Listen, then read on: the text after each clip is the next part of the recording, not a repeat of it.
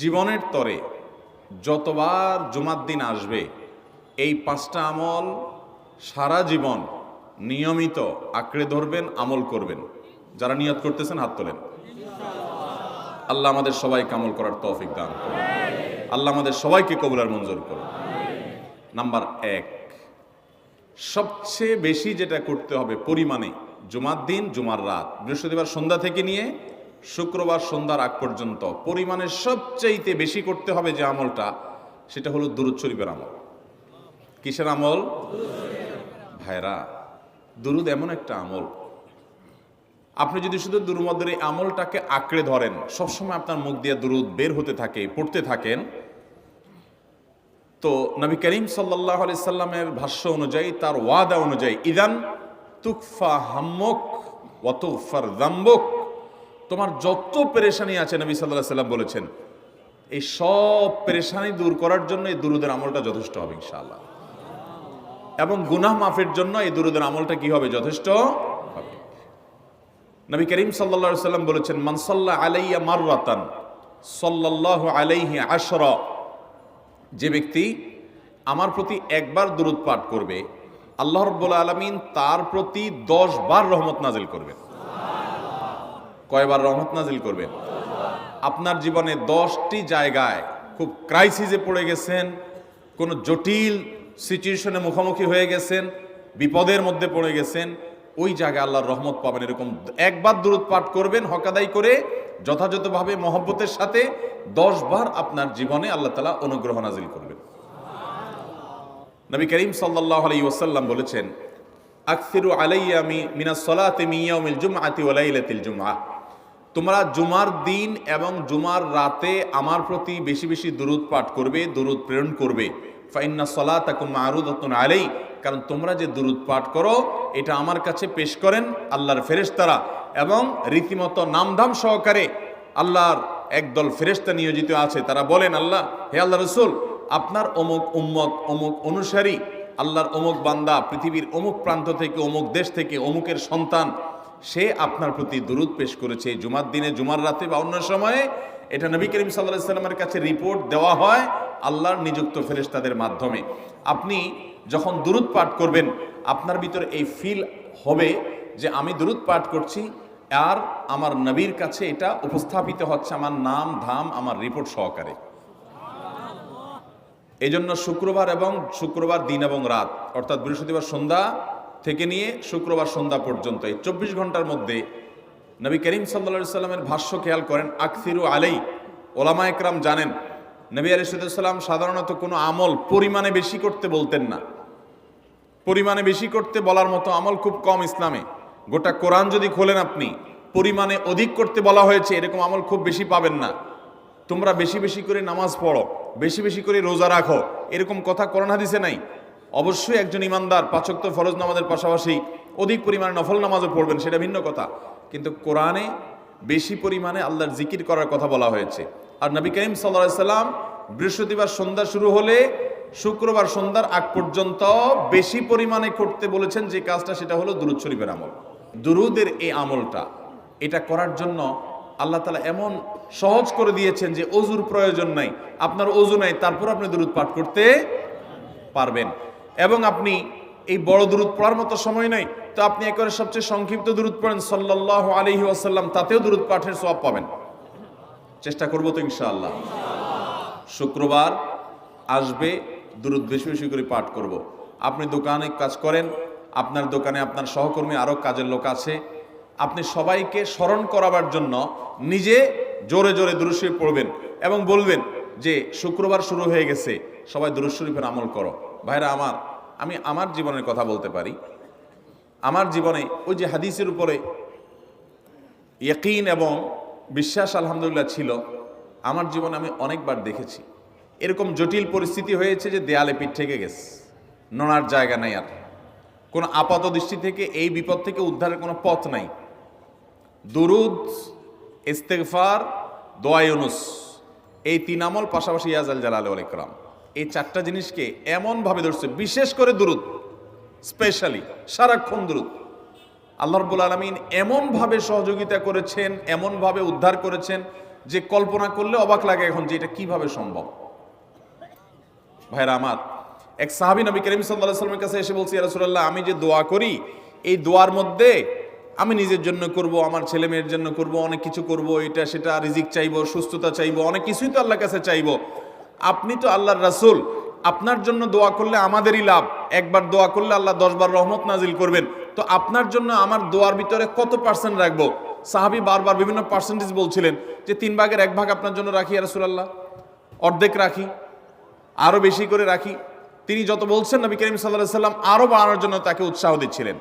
এক পর্যায়ে যখন তিনি বললেন, ইয়া রাসূলুল্লাহ, আমি আমার কোন দোয়ার সবটুকু যখন আপনার জন্য নিবেদন করব, আমি কোন একবার যখন দোয়া করব, দোয়া শুধু আপনার জন্যই করব যখন, অর্থাৎ পিওর দুরূদ যখন পড়ব, নিজের জন্য আর কিছু চাইবো না, শুধু আপনার জন্যই যদি চাই কোনোবার, তাহলে তখন নবী করিম সাল্লাল্লাহু আলাইহি ওয়াসাল্লাম বলেছেন, ইদান তুকফা হাম্মুক ওয়া তুগফার যামবুক, তাহলে তোমার সকল পেরেশানি থেকে উদ্ধারের জন্য এই দুরূদটাই যথেষ্ট হয়ে যাবে, এবং তোমার সকল গুনাহ মাফের জন্য এটা যথেষ্ট হয়ে যাবে। মোহতারাম হাজরিন, দুরুদের আমলটা এত সুন্দর আমল, কিন্তু আবার তাড়াহুড়া করে পড়বেন না, সাল্লাল্লাহু আলাইহি সাল্লাম সাল্লাল্লাহু আলাইহি সাল্লাম সাল্লাল্লাহু আলাইহি সাল্লাম সাল্লাল্লাহু আলাইহি সাল্লাম সংখ্যা বাড়ানোর জন্য হুলস্থুল করে পড়লেন না, মুহাব্বতের সাথে সাল্লাল্লাহু আলাইহি ওয়াসাল্লাম সাল্লাল্লাহু আলাইহি ওয়াসাল্লাম আল্লাহুম্মা সাল্লি আলা মুহাম্মদ, অর্থ বুঝে বুঝে আল্লাহুম্মা সাল্লি আলা মুহাম্মদ মানে কি, আল্লাহ আপনি মুহাম্মদের প্রতি শান্তি বর্ষণ করুন। আরে ভাই, মুহাম্মদ সাল্লাল্লাহু আলাইহি সাল্লামের প্রতি আল্লাহ তাআলা শান্তি এমনি বর্ষণ করবে, আপনি আমি দোয়া করলেও করবে, না করলেও। কিন্তু মাঝখান থেকে আমরা, ভাইরা আমার, কোনো বড় কর্মকর্তার কাছে আপনার কোনো কাজের ঠেকা আছে, কর্মকর্তার ওই ছেলেটার আপনি দেখছেন যে খাচ্ছে না, আপনি যদি বলেন, স্যার ছেলেটা খাচ্ছে না স্যার, একটু ডাক্তার দেখান স্যার, এভাবে তো বাঁচবে না, ওর কষ্ট হচ্ছে স্যার, আপনি বললেও উনি ওনার ছেলের দিকে কেয়ার করবে, কিন্তু আপনি এটা বলার কারণে তার নৈকট্য পাবেন কি পাবেন না, তার সিম্প্যাথি পাবেন কি পাবেন না। আরশে আজিমের মালিক তার হাবিবকে এত মহব্বত করেন, তিনি তার হাবিবের প্রতি এমনিতেই রহমত নাজিল করবেন, তাকে বিভিন্ন মর্যাদা আগে থেকেই দেওয়ার ঘোষণা দিয়ে রাখছেন, কিন্তু আপনি আমি দোয়া করলে আল্লাহ তাআলা তার মাধ্যমে আমাদের ভাগ্যকে সুপ্রসন্ন করে দিবেন। দুরুদের আমলকে জীবনের তরে আঁকড়ে ধরবেন ভাই, শুধুমাত্র জুমার দিন আর জুমার রাত না, সব সময় অধিক পরিমাণে। এরাবিয়ানদের মধ্যে আমলটা খুব বেশি আছে, তাদের দেখবেন তারা দুইটা আমল, মুখে দুইটা আমল, ভালো মন্দ তাদের মধ্যেও আছে, কিন্তু এই দুইটা আমল তাদের মধ্যে খুব ভালো।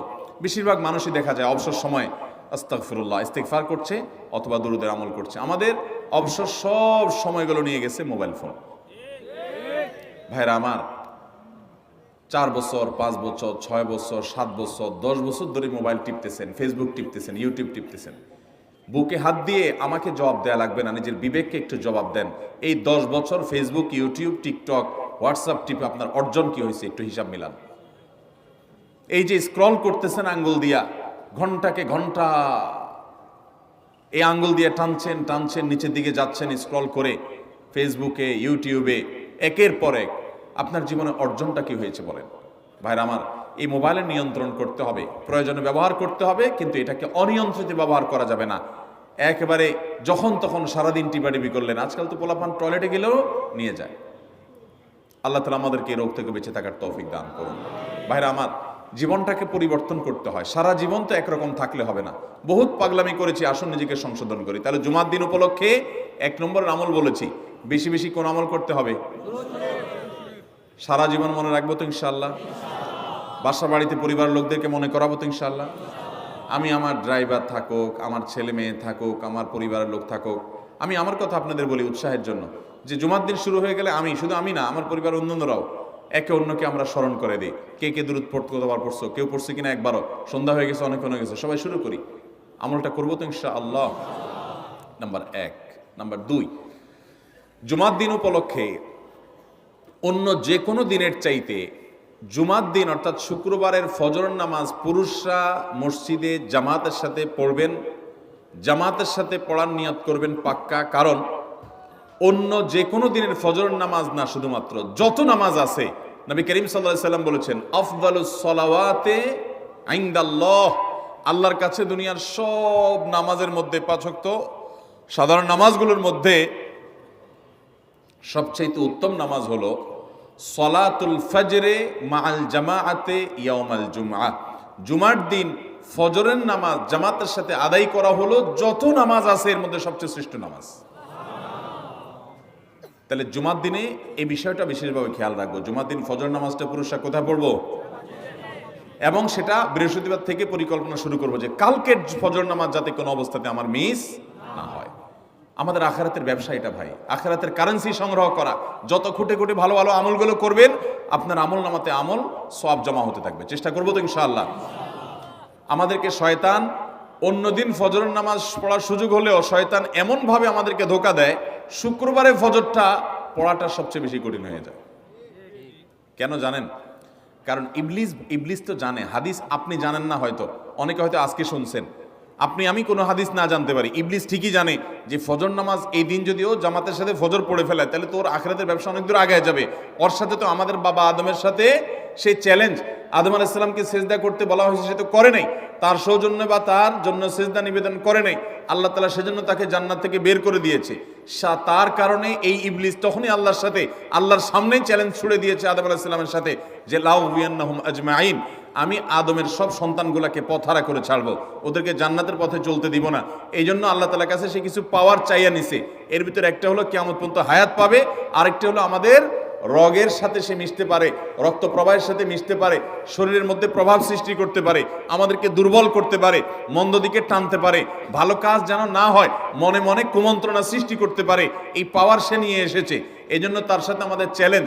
সে হাদিস জানে যে জুমার দিন ফজর পড়লে আমাদের অনেক লাভ হয়ে যাবে। এই জন্য সে বৃহস্পতিবার রাতে, অন্য দিন যদি আপনি 10টা 11টা বা 11:30টায় ঘুমান, 12টায় ঘুমান, জুমার দিন অর্থাৎ বৃহস্পতিবার দিবাগত রাতে আইসা ইবলিস বলে, আরে পাগল হইছস, কালকে হলো শুক্রবার, দোকানদারি নাই, ব্যবসা নাই, চাকরি নাই, মহিলাদেরকে বলে কালকে পোলাপানের স্কুল নাই, মাদ্রাসা নাই, আজকে একটু টক শো, মিষ্টি শো, নাটক, সিনেমা, ইউটিউব, ফেসবুক, ওয়াজই শুন অন্তত। শয়তান কি বলে, ঠিক আছে তো যদি এত ফিল্ম দেখতে মনে না চায়, তো যদি মুসলমান হস, নেককার হস, তো ঠিক আছে অমুক হুজুরের ওয়াজ শুন। এই হুজুরের ওয়াজ শোনাত লাগাই দিয়ে রাত 1টা 2টা পর্যন্ত পার করে দিল। এরপরে ফজর নামাজ ওর জামাতের সাথে মিস, শেষ। ভাইরা আমার, প্রত্যেক বৃহস্পতিবার আসলে সন্ধ্যার সময় প্রতিজ্ঞা করব, সপ্তাহের অন্য দিন যদি আমার ত্রুটি বিচ্যুতি হয়ও আমি সেটাকে কারেকশন করার চেষ্টা করব, কিন্তু শুক্রবার ফজরটা পুরুষ হিসাবে আমি জামাতের সাথে পড়বই পড়বো। তার জন্য রাতে আগে আগে শোবো, ডাবল ট্রিপল অ্যালার্ম দিয়ে শোবো, অন্য নামাজি বন্ধুকে বলবো ফোন দিয়ে ডেকে দিবি, একে অন্যের সহযোগিতা করব, কিন্তু ফজরের নামাজ জুমার দিন ছাড়বো না ইনশাআল্লাহ। ঠিক আছে তো? কয়টা আমল হলো? 2টা। মনে রাখবেন তো ইনশাআল্লাহ? আগামী বছর তো আমার মাহফিল আমি আর করব না, কিন্তু আগামী বছর যে মাহফিল করবেন সে আলোচককে আমি রিকোয়েস্ট করবো ইনশাআল্লাহ, আয়োজকরা এটার সবক জননায় আগামী বছর দিতে পারবেন তো ইনশাআল্লাহ? আমল যদি করেন তাহলে সবক ঠিকই দিতে পারবেন। ওই যে ভাই সবগুলো শুনে দিছে, কারণ আমল করেন। আচ্ছা, 3 নম্বর আমল হলো সূরা কাহাফ পড়ব। কোন সূরা পড়ব? সূরা কাহাফ। যারা কোরআন পড়তে পারেন না তারা শুনবেন, আর যারা পড়তে পারেন তারা নিজে পড়বেন। সূরা কাহাফ যদি জুমার দিন কেউ পড়ে, নবী করিম সাল্লাল্লাহু আলাইহি সাল্লাম বলেছেন এই সূরাটা তার জন্য নূর হবে, নূর, আলো আল্লাহর তরফ থেকে।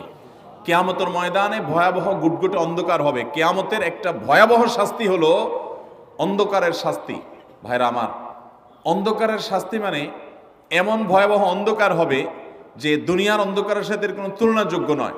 সেই ভয়াবহ অন্ধকারে কিছু আমল আছে যে আমলগুলো মানুষের ওই অন্ধকারের মধ্যে আলোর কাজ দিবে। এর মধ্যে একটা হলো অজুর অঙ্গগুলো যদি কেউ ভালো করে অজু করে, সুন্দর করে ডলে ডলে যেন শুকনা না থাকে, উত্তম রূপে যদি অজু করে, কেউ পানি অপচয় না করে, পানি অল্প নয় কিন্তু ডলে বেশি, সুন্দর করে যদি কেউ অজু করে, এই অজুর অঙ্গগুলো কিয়ামতের ময়দানে উজ্জ্বল হয়ে জলজল করে জ্বলতে থাকে এবং তার জন্য আলোর কাজ দেয়। সবাই যখন অন্ধকারের আযাবের মধ্যে নিমজ্জিত থাকে, হাউতাশ করে, তখন এই ব্যক্তির এই আমলটা তার আলো ভূমিকা আসে। আর আরেকটা হলো এই সূরা কাহাফ। অন্য অনেক উলামা ইকরাম বলেছেন এর ব্যাখ্যা হলো সূরা কাহাফ যদি কেউ এক বৃহস্পতিবারে পড়ে, পরের বৃহস্পতিবার পর্যন্ত, এক শুক্রবারে যদি পড়ে, পরের শুক্রবার আগ পর্যন্ত পুরো সপ্তাহব্যাপী তার ভিতরে নূর, ঈমানের নূর, তাকওয়ার নূর, ইলমের নূর, আমলের নূর, ভালো মানুষ হওয়ার নূর তার ভিতরে আল্লাহ তাআলা সৃষ্টি করে দিবেন। সুবহানাল্লাহ। এই জন্য জুমার দিন সূরা কাহাফ পড়বো তো ইনশাআল্লাহ? আলহামদুলিল্লাহ। ভাই, আপনাদেরকে যে আমলগুলো করছি এগুলো আমি আমার পরিবার সদস্য, পরিচিত, সহকর্মী, আমি চেষ্টা করি সবাইকে স্মরণ করানোর এবং আমল করার চেষ্টা করি। আপনাদেরকেও বলছি ভাই, জুমার দিন যেহেতু, অতএব আজকে জুমার দিন উপলক্ষে বলে যাচ্ছি, জুমার দিনের এই 14-15টা আমলের মধ্যে সামারি করে আমি 5টা আমল করে দিচ্ছি, যে এগুলোর গুরুত্ব অনেক বেশি অন্য অনেকগুলো চাইতে, এগুলো বিশেষভাবে করব। তাহলে এর মধ্যে প্রথমটা চলে গেল দুরুদ বেশি বেশি করে পড়ব, দ্বিতীয়টা হলো জুমার দিনের ফজর নামাজ কোন অবস্থাতে জামাতের সাথে পড়া মিস করব না, কারণ নবী সাল্লাল্লাহু আলাইহি সাল্লাম বলেছেন সকল নামাজের মধ্যে সবচেয়ে সেরা, উত্তম, শ্রেষ্ঠ নামাজ, অর্থাৎ ওয়াক্তিয়া নামাজের মধ্যে সবচেয়ে শ্রেষ্ঠ নামাজ হলো জুমার দিনের ফজরের নামাজ জামাতের সাথে পড়া। তাহলে মহিলারা কি করবে? মহিলারা পুরুষদেরকে উঠায় উঠায় মসজিদে পাঠিয়ে দিবে এবং সহযোগিতা করবে, তাহলে তার মাধ্যমে তারাও একই সওয়াব পেয়ে যাবে। আর 3 নম্বর আমলে বলেছিলাম সূরা কাহফ, এটা নারী পুরুষ সবাই করবে বেশি বেশি করে, ঠিক আছে তো ইনশাআল্লাহ? আমরা অনেক ভাই আছি সপ্তাহের 6 দিন আমাদের কোরআন পড়ার সুযোগ হয় না, তো অন্তত জুমার দিন সূরা কাহফটা যদি আপনি বাধ্যতামূলক করেন, আলহামদুলিল্লাহ, এটা অনেক বড় সূরা, পড়তে আপনার 20-25 মিনিট 30 মিনিট সময় পর্যন্ত লেগে যাবে। আপনি আধা ঘন্টা সময় ধরে যদি আস্তে আস্তে সুন্দর করে পড়েন, তো সপ্তাহে একবার অন্তত কোরআনের সাথে আপনি সময় দিলেন। আরেকটা সুসংবাদ শুনেন, সূরা কাহফ যদি কেউ মুখস্থ করে, তেলাওয়াত করে নিয়মিত, বিশেষ করে সূরা কাহফের প্রথম 10টা আয়াত যদি কেউ মুখস্থ করে, নবী করিম সাল্লাল্লাহু আলাইহি সাল্লাম বলেছেন কিয়ামতের আগে দাজ্জালের যে ফিতনা আসবে, যেই ফিতনায় বহু মানুষ দাজ্জালকে আল্লাহ মনে করে বেঈমান হয়ে জাহান্নামে যাবে, এই ফিতনা থেকে পৃথিবীতে এমন কোন নবী ছিল না, এমন কোন রাসূল আসেন নাই।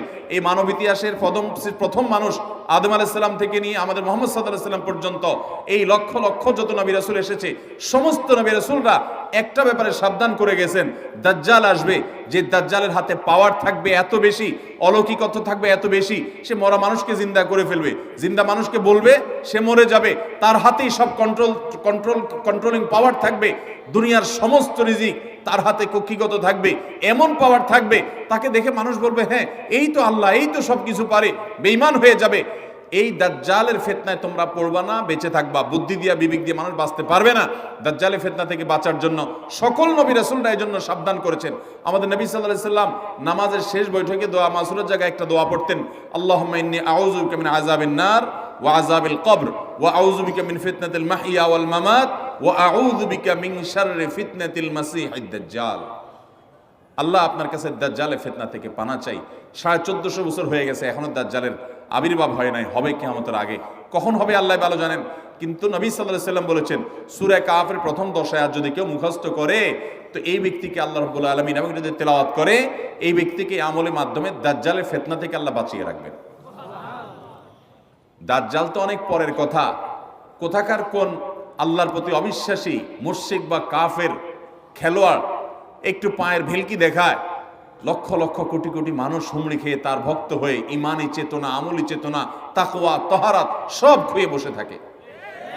আর সেখানে দাজ্জালের মতো এরকম মিরাকল, সব মিরাকল তার হাতে থাকবে। এরকম পরিস্থিতি যখন আসবে, তখন মানুষ কি করবে? এখন এই যে তথ্য প্রযুক্তির উন্নতির এই সময়ে কত মুসলমানের সন্তান বেঈমান হয়ে যাচ্ছে, বিজ্ঞানরেই তারা আল্লাহ বানায় বসে থাকতেছে, আছে না নাই? ধারণামূলক বিষয়কে তারা চূড়ান্ত বিষয় বানিয়ে বসে আছে, বেঈমান হয়ে যাচ্ছে। এবং টাকার যে কারিশমা, টাকা দিলে সব হয়ে যায়, টাকা নাই তো কিছুই হয় না। এই জন্য বেঈমান হয়ে অনেকে বলে যে টাকাই নাকি দ্বিতীয় খোদা, নাউজুবিল্লাহ। ভাইরা আমার, দুনিয়ার এই ভেলকি কি দেখছি আমরা, কিয়ামতের আগে ভেলকি আরো অনেক দেখবে আমাদের পরবর্তী প্রজন্ম, আমাদের ছেলে মেয়েরা, নাতিপুতিরা আরো অনেক ভেলকি দেখবে। এমন ভেলকি দেখবে যে তাদের আল্লাহর প্রতি ঈমান আনা, আখিরাতের প্রতি বিশ্বাস করাটা কঠিন থেকে কঠিন হয়ে যাবে। এরকম পরিস্থিতি তৈরি হবে দুনিয়াতে। তথ্য প্রযুক্তির উন্নতির নাম দিয়ে, এটার নাম দিয়ে, সেটার নাম দিয়ে মানুষের জীবনযাত্রা সহজ হবে, কিন্তু এর মাধ্যমে মানুষের ঈমান দুর্বল হওয়ার অনেক সম্ভাবনা, সংখ্যা তৈরি হবে এবং শয়তান সেগুলো সৃষ্টি করবে। এই আশঙ্কা থেকে বাঁচার জন্য সূরা কাহফটা হলো মহৌষধের মতো। অতএব জুমার দিন প্রত্যেক শুক্রবারে সূরা কাহফ পড়বো তো ইনশাআল্লাহ। মায়েরা, বোনেরা, আমরা ভাইয়েরা যারা আছি, বাবারা যারা আছি, আল্লাহর ওয়াস্তে জীবনের তরে নিয়ত করে নেন আজকের মাহফিল থেকে, জীবনে কখনো বৃহস্পতিবার সন্ধ্যা থেকে শুক্রবার সন্ধ্যার আগ পর্যন্ত আমার হাজার ব্যস্ততা থাকুক, সূরা কাহফটা পড়া ছাড়া আমি কোনো কাজ করব না ইনশাআল্লাহ। আমি আল্লাহর অনেক বান্দাকে ব্যক্তিগতভাবে জানি, আমি নিজেও এতটা গুরুত্ব দিয়ে করতে পারি না। অনেক বড় সরকারি কর্মকর্তা, অনেক বড় পদের নাম আমি বলবো না, আমাকে বলে ভাই আমি মাগরিবের পর, ব্যক্তিগতভাবে আমি জানি উনি খুব সৎ মানুষ, সব মানুষ একরকম হয় না, সৎ মানুষ। উনি বললেন, ভাই মাগরিবের পরে আমার ফ্যামিলির সব বাচ্চা কাচ্চা সবাইকে আমি বলি, আমি ব্যস্ত থাকলেও বলি যে মাগরিবের পরে আগে সবাই সূরা কাহফটা পড়ে ফেলো, এরপর অন্য সব আমল। আমরাও চেষ্টা করবো না ইনশাআল্লাহ? কয়টা আমল গেল? 3টা, আর 2টা আছে। 4 নম্বর আমল হলো, দুনিয়াতে যত ফজিলতপূর্ণ আমল আছে এর মধ্যে সবচেয়ে বেশি ফজিলতপূর্ণ আমল এটা। খুব সহজ আমলটা, খুব সহজ, প্রত্যেক শুক্রবার আমরা এটা করতে পারি। আমলটা হলো, নবী করিম সাল্লাল্লাহু আলাইহি ওয়াসাল্লাম বলেছেন, মান বাক্কারা ইয়াউমাল জুমআতি ওয়াবতাকার, যে ব্যক্তি জুমার দিন আগে আগে ঘুম থেকে উঠবে, ভোরে ঘুম থেকে উঠবে, যে ফজর নামাজ পড়তে হবে, যে তাহাজ্জুদ পড়তে পারলে আরো ভালো, এবং মসজিদে আগে আগে যাবে, তাহলে আগে আগে ঘুম থেকে উঠবে, সবাইকে বাসার ডেকে দিবে, আগে আগে ঘুম থেকে উঠাবে। ওয়াগাসসালা ওয়াগতাসাল, ফরজ গোসল হলে ফরজ গোসল করবে, উত্তম রূপে গোসল করবে, ভালো করে গোসল করবে জুমার দিন। ওয়ামাশা ওয়ালাম ইয়ারকাব, জুমার নামাজের জন্য পায়ে হেঁটে মসজিদে যাবে, বাহনে চলবে না। কেউ যদি মাজুর হয় সে বাহনে চললেও চলবে, কিন্তু সাধারণ যারা সুস্থ আছেন পায়ে হেঁটে মসজিদে যাবেন, বাহনে চললেন না। জুমার দিনের কথা, জুমার নামাজের কথা। ওয়াদানা মিনাল ইমামে ওয়ালাম ইয়ালগু, ইমামের কাছাকাছি গিয়ে বসবে, দূরে না, যত কাছে যেতে পারে, একদম সামনের কাতার ইমামের কাছাকাছি গিয়ে বসবে, কোনো অনর্থক কথা বলবে না, দুনিয়াবি কথা বলবে না, বেহুদি কাজ করবে না। ওখানে গিয়ে যতক্ষণ সময় পাবে জিকির, আজকার, তেলাওয়াত, তাসবিহ, দোয়া, রোনাজারি, কান্নাকাটি, বই পড়া, দিনী কাজ করা, এর মধ্যে সে কাটাবে নিজেকে। এই কয়েকটা কাজ যদি করে, তাহলে কাজ কয়টা হলো? আগে আগে ঘুম থেকে উঠা, ওই যে ফজর নামাজ জামাতের সাথে পড়া ইত্যাদি, গোসল করা উত্তম রূপে, আর পায়ে হেঁটে মসজিদে যাওয়া, বাহনে না চড়া। 4 নম্বর হলো ইমামের কাছাকাছি গিয়ে বসা, কোনো অনর্থক কাজ না করা। এই 4টা কাজ যদি কেউ জুমার দিনে করে, নবী করিম সাল্লাল্লাহু আলাইহি সাল্লাম বলেছেন, ওই ব্যক্তি বাসা থেকে মসজিদ পর্যন্ত যে আসলো, যতগুলো পা ফেলবে, যতগুলো স্টেপ ফেলবে, যতগুলো কদম দিবে, প্রতিটা কদমের বিনিময়ে আল্লাহ রাব্বুল আলামিন তার অ্যাকাউন্টে, তার আমল নামাতে 1 বছর রাত জেগে, সারা রাত জেগে তাহাজ্জুদ নামাজ পড়লে, এবং 1 বছর সারা দিন, প্রত্যেকটা দিন পুরা বছর জুড়ে নফল রোজা রাখলে যে পরিমাণ সওয়াব পাইতো, 1 বছর নফল রোজা, 1 বছর রাতভর জেগে তাহাজ্জুদের নামাজ পড়ার সওয়াব মাত্র একটা কদম ফেলার বিনিময়ে দিবেন। তাহলে আপনার বাসা থেকে যদি মসজিদে আসতে 100টা কদম হয়, 100 বছরের নফল নামাজ, 100 বছরের নফল রোজা, আপনি এটার সওয়াব আপনার অ্যাকাউন্টে জুমার দিন মাত্র 4টা কাজ করার মাধ্যমে আপনি পেয়ে যাবেন।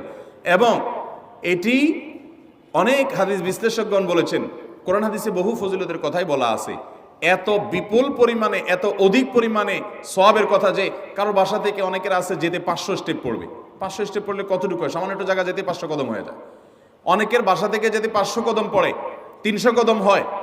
তো সে এই 500 বছর নফল নামাজ, নফল রোজা, রাত ভর দিন ভর করার সওয়াব, কন্টিনিউয়াসলি করার সওয়াব মাত্র এই মসজিদে গেল, আসলো, এই 4টা শর্ত পূরণ করে সেটা সওয়াবটা পেতে পারে। যদি সপ্তাহে 4 জমা হয় তাহলে 4 বার 500 করে যদি হলো 2000 বছর, এভাবে তার আমল আমাদের সওয়াবের পাহাড় সে জমা করতে পারে শুক্রবারের ছোট্ট আমলটার মাধ্যমে। চেষ্টা করব না ইনশাআল্লাহ? আমি দেশে বিদেশে অনেক আল্লাহর বান্দাকে আমি শুনেছি, এই হাদিস আমি যেদিন থেকে জেনেছি, আমি চেষ্টা করেছি এটার আমল, এটার প্রচার মানুষের মধ্যে ছড়ানো। আমি যখন সৌদি আরবে, আজ থেকে আর অনেক বছর আগে, তখন কোনো এক বক্তব্যে আমি আমলের কথা বলেছি। আমার অনেক ভাইয়েরা দেশে বিদেশে দেখে বলছেন, ভাই আমলটা শুরু করেছি, আমার কাছে ভালো লাগে, আপনারাও আমলটা করবেন, অন্য আরেকজনকে শিখাবেন এবং দাওয়াত দিবেন। ঠিক আছে তো ইনশাআল্লাহ? তাহলে কয়টা আমল গেল? 4টা। 1 নম্বর গেছে বেশি বেশি দুরূদ পাঠ করা, 2 নম্বর হলো জুমার দিনে ফজর নামাজ জামাতের সাথে পুরুষরা পড়া, 3 নম্বর হলো সূরা কাহাফ পড়া, তেলাওয়াত করা, আর 4 নম্বর হলো এই 4 শর্ত পূরণ করে মসজিদে আগে আগে গিয়ে সুন্দর করে খুতবা শুনে চলে আসা, কোনো কথাবার্তা, খুতবা চলাকালীন সময় কোনো কথাবার্তা, অনর্থক কাজ না করা। 5 নম্বর এবং সর্বশেষ আমল হলো, জুমার দিনে একটা সময় আছে দোয়া কবুল হয়। দোয়া কবুলের যে সময়গুলো আছে এর ভিতরে অত্যন্ত ইম্পর্টেন্ট একটা সময় হলো জুমার দিন। শুক্রবারের একটা সময় সম্পর্কে নবী সাল্লাল্লাহু আলাইহি ওয়াসাল্লাম বলেছেন যে একটা সময় আছে শুক্রবারের, এই সময়ে বান্দা কোনো দোয়া করলে আল্লাহ তাআলা ফিরিয়ে দেন না, কবুল করেন। কিন্তু সময়টা যে ঠিক কখন, এটা হাদিসে নবী সাল্লাল্লাহু আলাইহি ওয়াসাল্লাম বলেন নাই, যাতে করে হয়তো আমরা সারাদিনেরই কম বেশি দোয়ার চেষ্টা করি। এই বিষয়ে মুহাদ্দিসগণ, হাদিস বিশ্লেষকগণ, পণ্ডিত ওলামা একরামগণ হাদিসের বিভিন্ন আকার ইঙ্গিতকে গবেষণা করে, অ্যানালাইসিস করে এক একজন এক এক সময়ের কথা বলেছেন। তবে বেশিরভাগ ইমাম, বেশিরভাগ পণ্ডিত ওলামায়ে কেরাম, বেশিরভাগ আপনার ইসলামিক স্কলারগণের বক্তব্য হলো যে এই সময়টা হলো জুমার দিনের শেষ প্রহর, আসরের পর থেকে নিয়ে সূর্য ওঠার আগ পর্যন্ত এই সময়টা। অতএব আমরা জুমার দিনের 5 নম্বর আমল হলো বেশি বেশি করে সারাদিনই কম বেশি দোয়া করব। দোয়ার জন্য সবসময় হাত তোলাও জরুরি না, যদিও সাধারণ অবস্থায় দোয়ার জন্য হাত তোলা আদব, কিন্তু আপনি চলতে ফিরতে, উঠতে বসতে, কাজের ফাঁকে আপনি আল্লাহর কাছে মনে মনে দোয়া নিবেদন করবেন। অনেক চাওয়া আমাদের কাছে, আমাদের আল্লাহর কাছে আছে। ভাইরা আমার, নবী রাসূলুল্লাহ সাল্লাল্লাহু আলাইহি ওয়াসাল্লাম বলেছেন কারো পায়ের জুতার ফিতাটা ছিঁড়ে গেছে হাঁটার সময়, এটার এমন কি লাগালে ঠিক হয়ে যাবে, কিন্তু একজন ইমানদার ওইটার জন্য সে আল্লাহর কাছে সাহায্য চাইবে, আল্লাহ এটাও একটা বিপদ, একটা ছোট বিপদ থেকে অনেক কিছু ঘটে যায়, আপনি আমাকে উদ্ধার করেন। সে সবসময় আল্লাহর দিকে মনোনিবেশ করবে। নবী করিম সাল্লাল্লাহু আলাইহি ওয়াসাল্লামের পুরো জীবনকে যদি আপনি অ্যানালাইসিস করেন, আপনি অবাক হয়ে যাবেন। একটা বই আছে বাংলায়, বান্দার ডাকে আল্লাহর সাড়া, এটা বাংলা অনুবাদিত নাম। এই বইয়ের লেখক হলেন হিসনুল মুসলিমের যে রচয়িতা উনি শেখ সাঈদ আল গাহতানি রহমতুল্লাহি আলাইহি। ওনার সোহবতে যাওয়ার, ওনার সান্নিধ্যে থাকার, একাধিকবার খুব কাছাকাছি বসার সুযোগ আমার হয়েছে। সৌদি আরবের একজন বড় আলেম ছিলেন, দুনিয়া থেকে চলে গেছেন। তো ওনার লেখা বান্দার ডাকে আল্লাহর সাড়া, এই বইটা বেশ মোটা সোটা একটা বই। পুরোটা পড়বেন যে নবী করিম সাল্লাল্লাহু আলাইহি ওয়াসাল্লামের জীবনে যে কত রকমের দোয়া করতেন। আল্লাহ আজকার নামে একটা বই আছে ইমাম নববীর, এটাও বাংলা হয়ে গেছে অনুবাদ, আপনি পড়লে অবাক হয়ে যাবেন।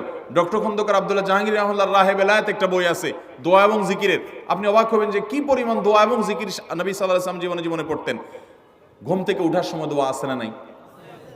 এরপরে ঘুম থেকে উঠে যখন আপনি বাথরুমে যাবেন দোয়া আছে না নাই? আবার টয়লেটে গেলেন, টয়লেট সেরে আসলেন, আপনি ওযু করবেন, ওযুর জন্য দোয়া আছে না নাই? বিসমিল্লাহ। এরপরে ওযু শেষ করলেন, কালিমায়ে শাহাদাত আছে না নাই? এরপরে আপনি যখন ঘর থেকে বের হয়ে মসজিদে যাবেন, বের হওয়ার দোয়া আছে। বের হয়ে আপনি মসজিদে যাচ্ছেন, যাই পথে পড়ার আলাদা দোয়া আছে। এরপরে আপনি মসজিদে প্রবেশ করবেন, তার জন্য দোয়া আছে। মসজিদে ঢুকার পরে মসজিদে ঢুকার নামাজ আছে। এরপরে মসজিদে নামাজ বন্দিগি ইবাদত জিকির করে বের হচ্ছেন, সেটার জন্য আবার দোয়া আছে। আবার আপনি যাচ্ছেন, কাজকর্মে যাচ্ছেন, বাজারে যাচ্ছেন, সেটার দোয়া আছে। স্ত্রী সহবাস করার সময় দোয়া আছে। দোয়া নাই, জিকির নাই, এমন কোনো মুহূর্ত ইমানদারের জীবনে থাকতে পারে না। নবী করিম সাল্লাল্লাহু আলাইহি ওয়াসাল্লাম এই পরিমাণ দোয়া করতেন। এই জন্য ভাইরা, দোয়া যদি সবসময় করতে কষ্ট হয় হাত তুলতে, আপনি হাত তোলা ছাড়া শুক্রবারে দোয়া করেন, দোয়াটা অনেক বেশি করা দরকার। আমাদের কত জিনিস আল্লাহর কাছে চাইতে হয়, আমরা আল্লাহর কাছে চাই না। পেটে অসুখ হয়েছে, আমরা ডাক্তারের কথা মাথায় আগে আসে, আপনি ওষুধ খান, ওষুধ খাওয়া সুন্নত, কিন্তু ইমানদার সবকিছুর আগে আল্লাহর কথা স্মরণ করবে এবং আল্লাহর কাছে বলবে আল্লাহ আপনি সহজ করে দেন। আপনার অসুখ হয়েছে, সবকিছুর আগে নাপার কথা মনে আসে, আরে ভাই প্যারাসিটামলের কথা মনে আসে, এটা দোষের না, কিন্তু আপনার মনে আগে আসতে হবে যে নবী সাল্লাল্লাহু আলাইহি ওয়াসাল্লাম দোয়া শিক্ষা দিয়েছেন, যদি কেউ ব্যথার জায়গায় হাত দেয় এবং পড়ে আউযু বিইজ্জাতিল্লাহি ওয়া কুদরাতিহি মিন শাররি মা আজিদু ওয়া হাজির, আল্লাহ রাব্বুল আলামিন তার ব্যথা দূর করে দিবেন। এক সাহাবী এই হাদিসের উপর আমল করে তৎক্ষণাৎ তার ব্যথা দূর করেছেন। শুধু ইয়াকিনের অভাব, শুধু বিশ্বাসের অভাব, ঈমানের অভাব। তাহলে আমাদের আল্লাহর দিকে মনোনিবেশ করতে হবে দোয়ার জন্য বেশি বেশি। তাহলে শুক্রবারে 5 নম্বর আমল হলো বেশি বেশি কি করবো ইনশাআল্লাহ? দোয়া, বেশি বেশি দোয়া করবেন, উঠতে বসতে চলতে ফিরতে। বিশেষভাবে সূর্য ডুবার আগের যে সময়টা শুক্রবার, অর্থাৎ দিনের শেষ সময়টা, বিশেষভাবে আল্লাহ তাআলার কাছে দোয়া করব। ঠিক আছে তো ইনশাআল্লাহ? কয়টা আমল বললাম? 5টা আমল। 1, বেশি বেশি দুরুদ। 2, ফজর নামাজ জামাতের সাথে পড়া পুরুষরা, মহিলারা অক্তমতো পড়বেন, পুরুষদেরকে পাঠিয়ে দিবেন মসজিদে। 3, সূরা কাফ পড়বেন। 4, আগে ঘুম থেকে উঠে উত্তম রূপে গোসল করে মসজিদে আগে আগে গিয়ে পায়ে হেঁটে গিয়ে সামনে ইমাম সাহেবের কাছাকাছি গিয়ে বসা, অনর্থক কথা কাজ না করা, তেলাওয়াত জিকির আজকারের মশগুল থেকে নামাজটা পড়ে বের হয়ে আসা, এই কাজ। নাম্বার 5, দোয়া করা, বিশেষ করে দিনের শেষ প্রহরে। আমল করবো তো ইনশাআল্লাহ? মনে থাকবো তো ইনশাআল্লাহ? আমরা প্রয়োজনে বাসায় গিয়ে একটা কাগজে নোট করে ফেলবো, লিখে ফেলবো, লিখে এরপরে ওয়ালে টাঙ্গায় দিবেন বাসায় যে জুমার দিন এই 5 কাজ আমি ছাড়বো না। আপনি যদি মনেও না থাকে, আপনার যদি ভুলেও যান, আপনি এই কাগজ আপনাকে মনে করাবে ইনশাআল্লাহ। বাসায় ফ্যামিলির লোকদের সাথে শেয়ার করবেন, জুমার দিন হুজুর বলেছেন, আমি একটু আমার মন থেকে বলিনি, এগুলো সব কোরআন হাদিসের কথা বলেছি আপনাদেরকে। কোরআন হাদিসের আলোকে 5টা আমলের কথা বলেছেন, বিশেষভাবে জুমার দিন আমি 5টা আমল করবই করব। ভাইরা আমার, প্রত্যেক জুমার দিন যদি আপনি একটু ইমানের রিচার্জ করেন, ইনশাআল্লাহ সারা সপ্তাহ আপনার জন্য সেটা উপকারে আসবে। চেষ্টা করবো তো ইনশাআল্লাহ? এবং দোকানে অফিসে টাঙ্গায় রাখবেন। যারা এই টাঙ্গায় রাখার আমলটা করবেন, আয়োজক যারা আছেন, আপনাদের কাছে আমার অনুরোধ যে ভাইরা এই কাজটা করছেন, ওনারা যদি আয়োজকদের মাধ্যমে ছবিটা আমার কাছে পাঠাইতে পারেন, আমার অফিসে নিয়ে আমি ইনশাআল্লাহ নিজে হাতে তাদের পুরস্কার দেব। বিশেষ করে এই মাহফিলের লোক যারা আছেন আজকের, আয়োজকদের মাধ্যমে। আল্লাহ তাআলা এই আমলগুলো আমাকে আপনাকে আমাদের সবাইকে করার তৌফিক দান করুন।